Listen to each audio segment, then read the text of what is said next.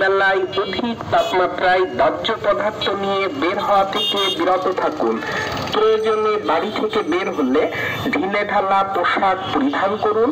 বৈশাখের প্রচন্ড তাপে পুড়ছে সারা দেশ। দেশের কোথাও কোথাও তাপমাত্রা ছাড়িয়ে গিয়েছে 42 ডিগ্রি সেলসিয়াস। এরই মধ্যে সারা দেশে হিট স্ট্রোকে 5 জনের মৃত্যু হয়েছে। তীব্র দাবদাহে গরমে হাঁসফাঁস অবস্থা সব বয়সী মানুষের। এতে শরীরের তাপমাত্রা অস্বাভাবিক হওয়ার পাশাপাশি দেহে পানি শূন্যতা দেখা দিচ্ছে। তীব্র গরমে বাড়ছে হিট স্ট্রোকের ঝুঁকি। প্রচন্ড গরমে শরীর উত্তপ্ত হয়ে অতি দুর্বলতা, বমি বমি ভাব, মাথা ব্যথা, শরীর ঝিমঝিম করা, খিঁচুনি, শ্বাসকষ্ট, অজ্ঞান হয়ে যাওয়ার মতো লক্ষণকে হিট স্ট্রোক বলে। এটি একটি অতি জরুরি অবস্থা বা মেডিকেল ইমার্জেন্সি। শরীরের তাপমাত্রা 105 ডিগ্রি ফারেনহাইট ছাড়িয়ে গেলে তা হতে পারে হিট স্ট্রোকের কারণ। প্রতিকারের উপায় জানা থাকলে হিট স্ট্রোক থেকে বেঁচে থাকা সম্ভব। গরমের এই সময়টাতে তাই অতিরিক্ত সাবধানতা অবলম্বন করতে হবে।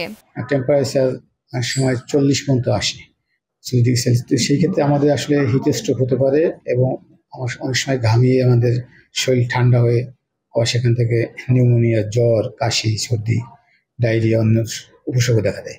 আমাদের উচিত এই সময় গরমের সময় বের না হওয়া, বের হলে ছাতা নিয়ে বের হওয়া।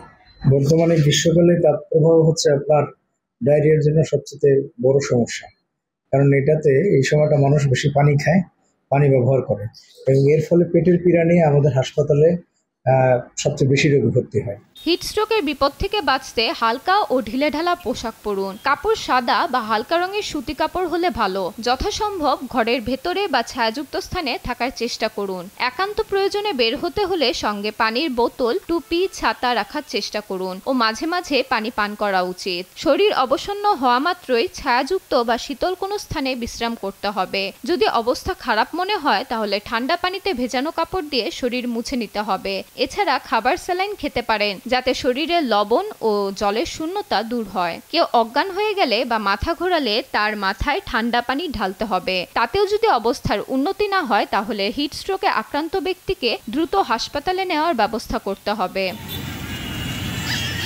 অতিরিক্ত গরমে বয়স্ক ও শিশুদের প্রতি আলাদা নজর রাখা জরুরি। শিশু ও বৃদ্ধদের তাপ নিয়ন্ত্রণ ক্ষমতা কম থাকায় হিট স্ট্রোকের সম্ভাবনা অনেকাংশেই বেড়ে যায়। এছাড়া বয়স্ক ব্যক্তিরা যেহেতু প্রায়ই বিভিন্ন রোগে ভোগেন, যেমন উচ্চ রক্তচাপ, ডায়াবেটিস, কিডনি, লিভার বা হার্টের রোগী, যা হিট স্ট্রোকের ঝুঁকি আরও বাড়িয়ে দেয়। এছাড়া কৃষক, শ্রমিক, রিক্সা চালকদের মতো যারা দিনের বেলায় প্রচণ্ড রোদে কায়িক পরিশ্রম করেন তাদের হিট স্ট্রোকের ঝুঁকি অনেক বেশি।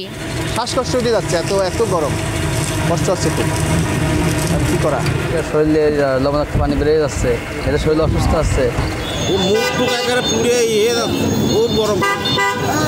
সমস্যা তো গরমে গেলে ভালো লাগবে না, প্রচণ্ড গরম, মনে হয় যেন আগুন পড়তেছে, বাজারে টেকাই যাচ্ছে না। এত আবহাওয়ার কারণে আমরা বাইরে বাচ্চাদের নিয়ে ঘুরতে পারছি না, বাচ্চারা অসুস্থ হয়ে যাচ্ছে। ছায়ার মধ্যে বসিয়েছি, কাজ কামের ইয়া নেই, গরমের মধ্যে বসিয়েছি, ভাড়া নেই, ছায়ার মধ্যে ছায়া বসছি। দিনের গরমে প্রচুর ফ্যান বিক্রি করলাম। হিট স্ট্রোক হলো তাপজনিত সবচেয়ে গুরুতর অসুস্থতা। হিট স্ট্রোকে তাৎক্ষণিক চিকিৎসা প্রয়োজন। সময় মতো ও সঠিক চিকিৎসা না করালে হিট স্ট্রোকে মস্তিষ্ক, হৃৎপিণ্ড, কিডনি এবং পেশির ক্ষতি হতে পারে। আর চিকিৎসায় দেরি হলে গুরুতর শারীরিক জটিলতা বা মৃত্যু পর্যন্ত হতে পারে।